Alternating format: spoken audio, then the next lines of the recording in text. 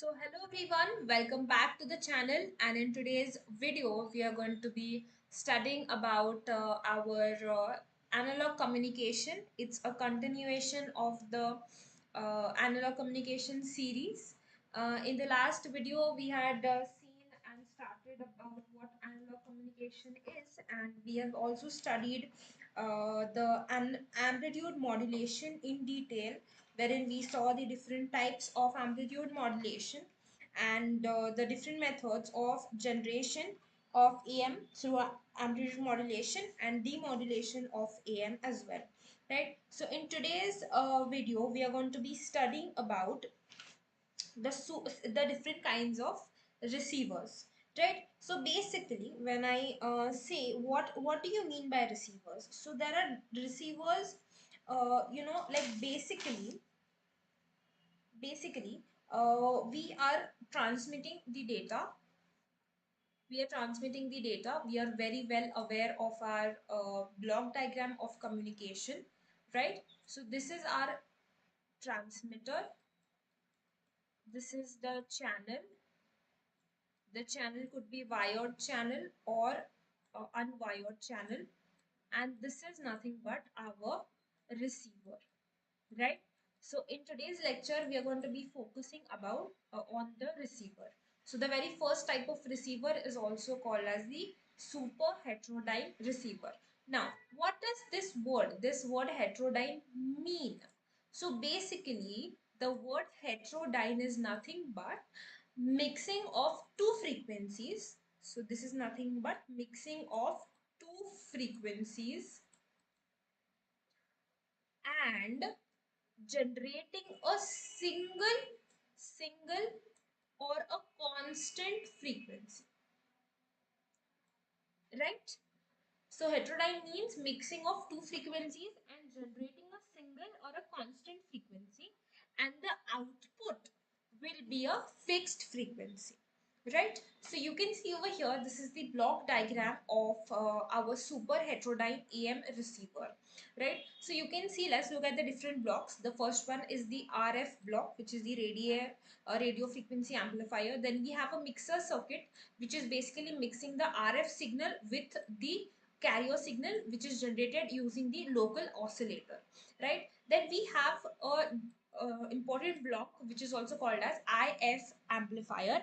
IF means the intermediate frequency, and this intermediate frequency is fixed. This intermediate frequency is fixed to the value of 455 455 hertz, right?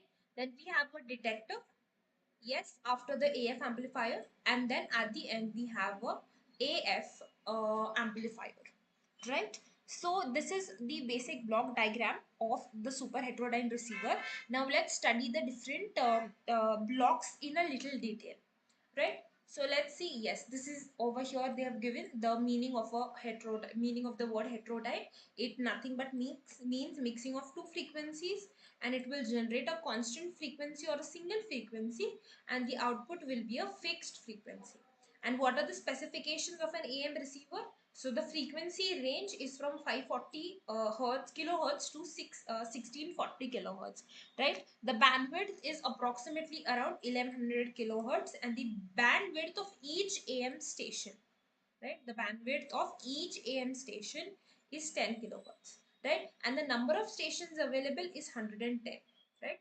And very important, you need to remember this is the intermediate frequency value, that is nothing but 455 kilohertz, right? Now let's look at the different blocks of the super heterodyne AM receiver in detail. The very first one is the antenna, that we had also already seen in the block diagram. So it is a passive device, and it is going to convert the electromagnetic signal into the electrical signal, because in case of wireless communication the electromagnetic signal travels through the air medium or the vacuum medium, through the atmosphere, right? Then we have the RF amplifier. So basically, it is a broadband amplifier, and it has a tuning circuit, and it's an amplifier, right? So basically it's basically a tuning circuit, right? So what it does, it basically is used for image rejection and noise reduction, right? So it's a tuning circuit. So it is, you can see over here it's written the important point that a RF tuning amplifier is responsible for sensitivity, selectivity and image detection and noise reduction. That means it is going to decide which frequency to catch and which frequency to reject, right? Then we have a mixer. A mixer, you had already seen that there's a local oscillator is one input, and the output of RF amplifier the other output, and the mixer mixes these two signals. So basically it's a combination of frequency mixer and band pass filter. So what it does is, the frequency that is generated, sum and difference of frequency of the incoming signal. In our case, the incoming signal is the output of the RF amplifier and the locally generated signal. This locally generated signal is generated through the local oscillator that is connected. We are going to study the local oscillator as well, right? And then it's the bandpass filter is selects the difference frequency whose center frequency is equal to 455 kilohertz, right? Okay. Now what the local oscillator does, it generates a frequency of 455 kilohertz greater than the incoming carrier frequency to produce a constant or a fixed frequency, right? So at the output of the mixer, you are going to have a constant frequency. You are mixing two frequencies, and then at the output you're going to get the a constant frequency. That is the role of heterodyne, right? Now let's look at the most important block, that is nothing but the IF amplifier or the intermediate frequency amplifier. In our case, the intermediate frequency or the center frequency, intermediate means the center frequency, is 455 kilohertz. So it's a narrow band high gain fixed frequency amplifier which provides amplification for 10 kilohertz bandwidth at the central frequency of 455 kilohertz, right? And it is cascaded with a CE amplifier. We all know what common emitter amplifier is, which provides 90% of total receiver amplification. The next block is detector or demodulation. It's again a frequency translator circuit which will extract the original signal from the AM signal. The original signal is nothing but the modulating signal, right? Then it is generally it is a there is a envelope detector that we already studied in the last lecture that is used, right? Now next is the audio amplifier. So what it does is, it is going to provide amplification at the audio frequency that is nothing but 20 to 20 kilohertz. This is our audio frequency, right? And it contains a cascading of CE voltage amplifier, CE means common emitter voltage amplifier, followed by a power amplifier.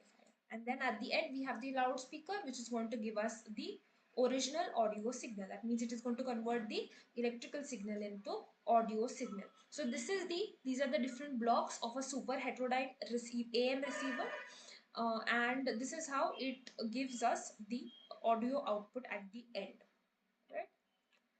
Yes. So now let's move on to the next type of modulation, that is angle modulation. Angle modulation is we have two types of angle modulation. The first one is FM, that is nothing but our frequency modulation, and the second one is PM, that is nothing but phase modulation. Yes, it's written over here also. There are two types, frequency modulation and phase modulation. Now let's start over with the frequency modulation. So yes, you can from the name itself you can derive the derivation. So it is nothing but the process of varying the frequency of the carrier in accordance to the original signal or the modulating signal. In case of amplitude modulation, the amplitude was varying in accordance with original signal. In case of frequency, the frequency would be varied, right? Now what is the relation between angle and frequency? That is what we would see. Now, if you consider the carrier signal as C of t, where the omega c is nothing but the carrier frequency and phi is nothing but the phase, right? So this is the equation of C of t. So that is, frequency can be obtained by derivating the angle, and the angle can be obtained by integrating the frequency, right? So now let's understand what frequency modulation is. You can see this is the simple diagram. So if this is the original signal, or if this is the information signal, this is the carrier signal, you can see the frequency of the carrier signal is varied in accordance with the original signal. So when there is positive peak, say let's consider the data. Say this is the positive peak of the data and this is the negative peak of the data. So you can see when during the positive peak, the frequency is very low, and during the negative peak, the frequency is very high. Again, in the positive peak, there is low frequency, and again there is high frequency. So you can see the modulator is changing the frequency of the carrier signal in accordance to the data signal or the original signal, right? Okay.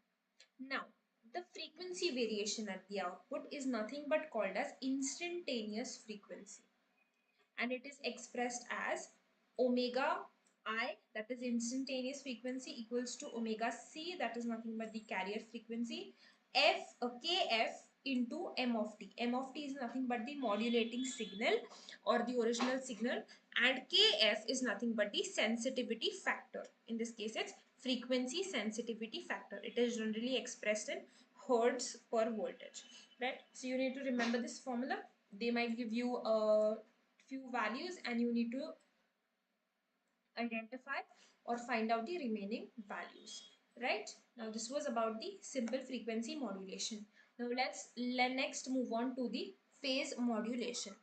Now what would be phase? Yes, very simple. The phase would be changed in accordance to the modulating signal. The phase of the carrier will be changed in accordance to the modulating signal, right? So in this case, what would be the equation of phase modulation? It would be given by this: a pm of t is nothing but ac cos omega ct. This is nothing but the carrier signal, and kp into m of t. M of t is nothing but the modulating signal, and k of p, you all know, it is nothing but the phase sensitivity factor.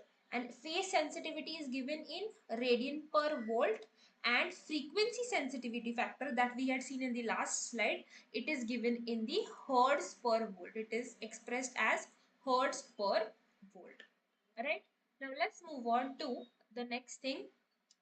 Is nothing but conversion between frequency and phase modulation. So this is the simple block diagram that would help us uh, convert the original signal into FM signal or the phase modulator. So firstly, whenever we integrate the original signal, with the carrier signal, we obtain the FM modulation. And whenever we take the derivative of the original signal with the carrier signal, and then we give it to the frequency modulation, we obtain the phase modulation. Right? Now let's next move on to the next thing, that is nothing but the modulation index. Now there are these few terms that you need to know and the formula that you need to know, because this is asked in many previous year questions as well. So what is modulation index? It is nothing but a ratio. What ratio? A ratio of frequency deviation, which is expressed in the form of delta, divided by the modulating frequency, that is nothing but Fm. Right? Now, in FM, the modulating index is always greater than 1. This is something you need to remember. In frequency modulation, the value of modulating index is always greater than 1.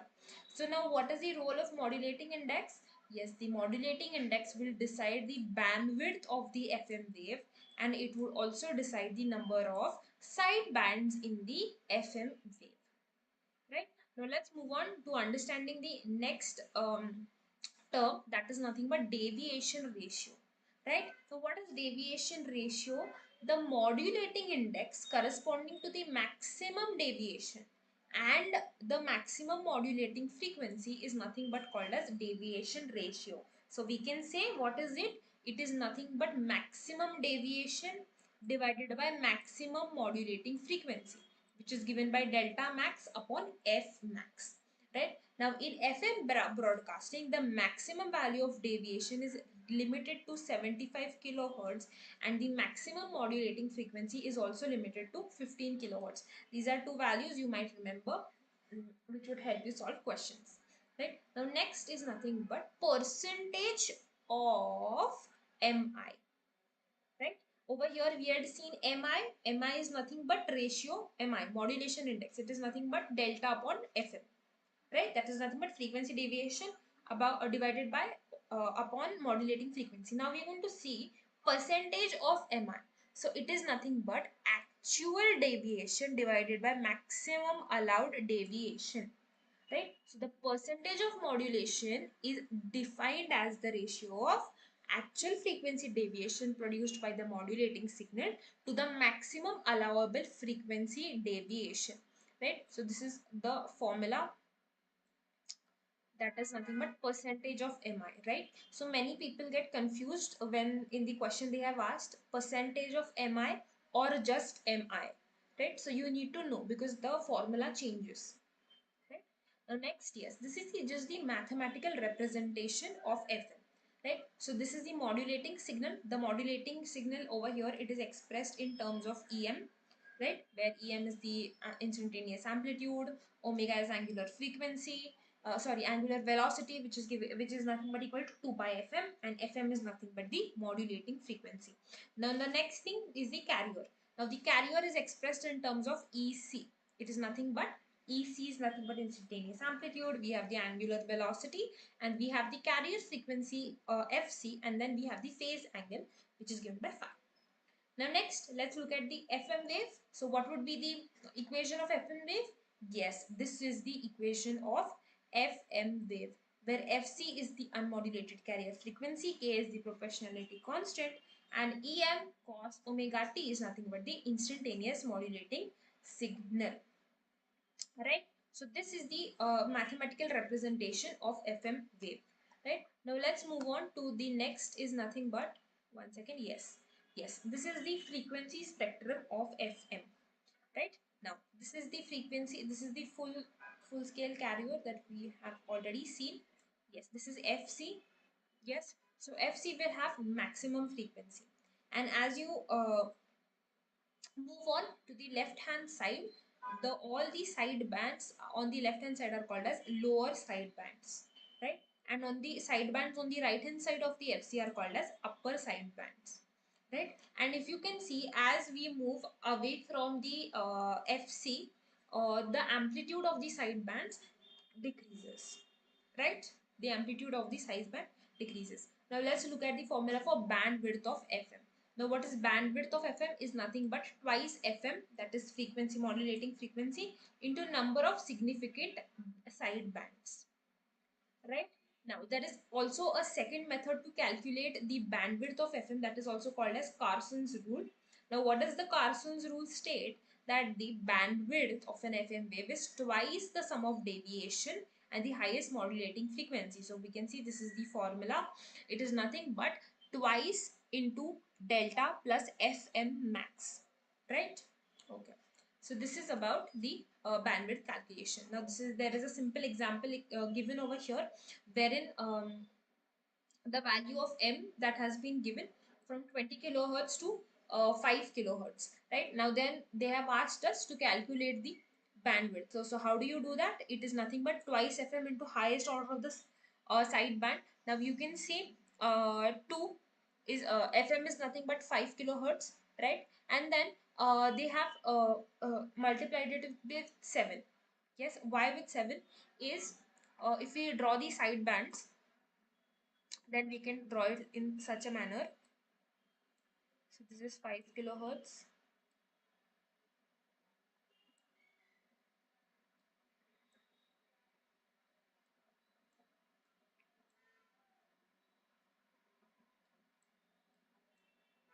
Right. So if you can see, this is our full carrier 20, then this will be 15, this will be 10, and this will be 5. Similarly on this side, this will be minus 15, this will be minus 10, and this will be minus 5. So you can see in this manner there are 7 side bands. So the highest order of the side band is 7, and therefore they have multiplied it with 7. Okay. Now let's move on to the next, which is nothing but types of frequency modulation. Now there are two types. First one is narrow band and the second one is wide band. Now what is the difference? When the modulation index is small, it is called as narrow band, and when the modulation index is large, it is called as wide band. Now let's look at just a simple comparison table between narrow band and wide band frequency modulation. Now you have already seen this. When the modulation index is less than or slightly greater than 1, it is called as narrowband, and when it is greater than 1, it is called as wideband, right? The maximum deviation is 5 kilohertz, and the maximum for in case of WBFM, it is 75 kilohertz. Now, the range of modulating frequency is 20 hertz to 3 kilohertz, and in this case, it is 20 hertz to 15 kilohertz. Right, the modulation index we've already seen. Okay, the maximum modulation index is slightly greater than 1, and in case of wideband, it ranges from 5 to 2500. Right, the bandwidth is given by 2 twice FM, and in this case, the bandwidth is given by Curson's rule, that is nothing but 2 into delta, that is our deviation, plus twice FM max. Right, what are the different applications? FM, mobile, like police wireless, short range ship communication, etc. And the applications of wide sideband frequency modulation is nothing but the entertainment broadcasting, where the bandwidth requires it is large. Right, now, yes, this, okay. Now this is the representation of FM. The representation of FM can be done in two types. One is in time domain and the other one is in frequency domain. So in case of time domain, you can see the first figure. This is the representation of FM in time domain, and this is the representation of FM in frequency domain. You can see this is the frequency spectrum that has been drawn, and we have the two types of bands, two types of sidebands, lower sideband and the upper sideband. Right. So this is nothing but the representation of FM in time domain and frequency domain. Right. So now let's move on to the next part.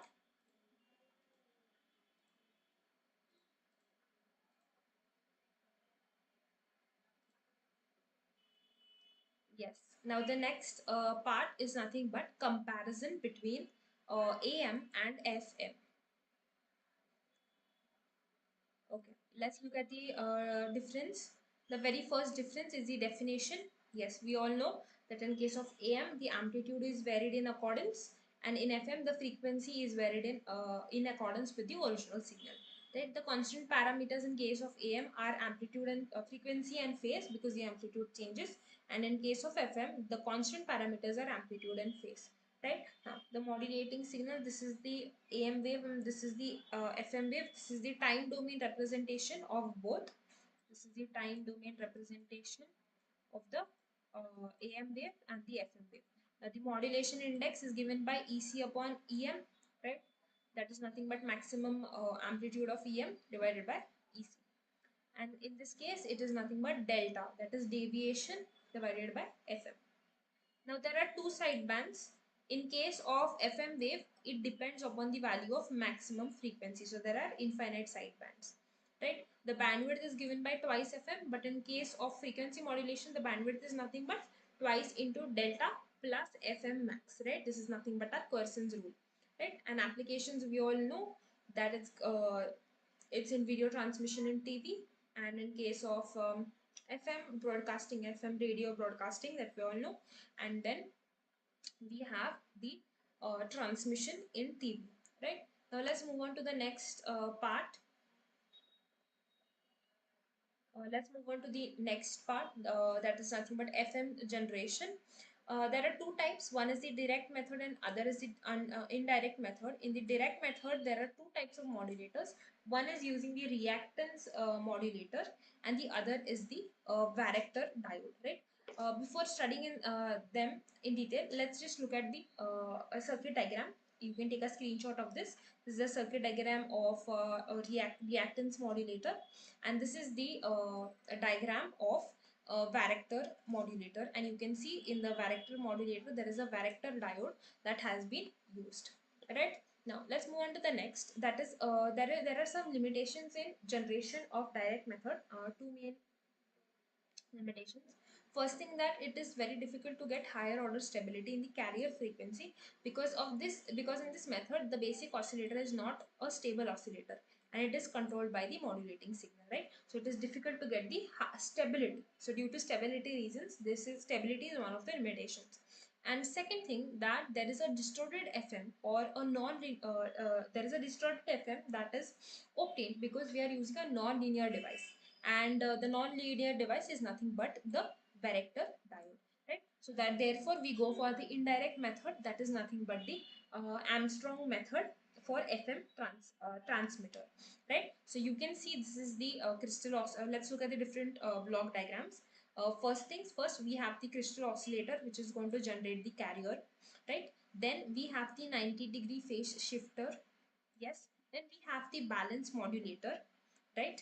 And then the input to the balance modulator, there is a audio equalizer that gives us equalized audio, right? Then after that, there is a combining network which is going to combine the original signal or the modulating signal with the carrier signal, right? Now, during the then we have the first group of multiplier, right? After the first group of multiplier, there is a FM signal that is being generated. After that, this FM signal is again fed to a mixer in which the local oscillator or the crystal oscillator's input is also given. Then this is transferred to the second group of multipliers, right? And then the second, after the second group of multipliers, there is a high frequency FM signal that has been generated, and again the signal that has been generated is amplified. It is amplified using a power amplifier, and then after amplifying the original FM signal that is generated after the second group of multiplier, it is transmitted during the transmitting antenna. So during the first group of multiplier, we have a FM wave which has very low FC and FM, right? At the output of the first group, we have medium FC. That means the frequency. We have a medium FC, but we have low FM. Okay. Now at the input of the second multiplier, we have low FC and low FM, but at the output we have high FC and a high FM. And at the output of the power amplifier, we have both high FC and high FM. Now this high FC and high FM is being transmitted using the transmitting antenna. So this is the basic simple block diagram of a FM transmitter using the Armstrong method. Armstrong method is nothing but the indirect method, right? Now next is nothing but the advantages. Okay, the screen is invisible. Okay, yeah, now the screen is visible. Now the next is nothing but the advantages and disadvantages of FM and the applications. They won't ask you such direct theory questions in the exam. They're going to ask you some formula based questions itself, but it is necessary to understand the advantages and disadvantages both. Firstly, advantages is the transmitted power will remain constant, and they are immune to noise. FMs are immune to noise, and there is a good capture effect. That means the receivers can easily capture the FM signals compared to the AM signals, right? And there is no mixing of signals that could happen. Now the greatest disadvantages are it uses too much spectrum space, and the bandwidth is wider, right? So the modulation index can be kept low to minimize the output, but reduction in the modulation index will then reduce the noise immunity, and therefore it is only used for high frequencies, right? And these are few applications of FM broadcasting, FM radio, sound transmission, voice wireless, right? Now let's move on to the demodulation of an FM signal. Now it is done in two steps. First one is conversion of FM signal to AM signal, right? Then again using an envelope detector, it is there is an envelope detector that is used to extract the original signal or the modulating signal from the modulated signal, right? So this is a simple circuit diagram which will first convert the FM signal to AM signal. So if this is the FM signal and this is the AM signal, you can see there is a envelope over here that has been created, right? And then we use our AM detector that we have already studied in the last lecture, and using the AM detector the original signal is being obtained, right? So yes, let's look at the advantages and disadvantages. It is simple and low cost, and it enables FM to be detected without any additional circuitry. That means it is very easy to demodulate the FM signal. Now, what is the disadvantages? Firstly, it's a non-linear application. Then both frequency and amplitude variations are demodulated. This means that much higher levels of noise and interferences are experienced in this case, right? So this was about the amplitude demodulation, right? So this is what we're going to study for today. In the next lecture, we would study about the noise in the communication, the different types of noise in communication, and we will see the what are the different circuitry that are used to cancel out the noise. So with this note, I will end today's lecture. If you have any doubts, you can put it in the Telegram channel. The link is in the description box. In the next lecture, that is mostly tomorrow, we would complete the noise part in communication systems. Right? So if you have any doubts, put it in the comment box. The link for the Telegram channel is in the description box. You can join the Telegram channel because the notes of all the live sessions and all the other subjects are being posted on the Telegram channel. So thank you so much everyone for watching. I will see you in the next video.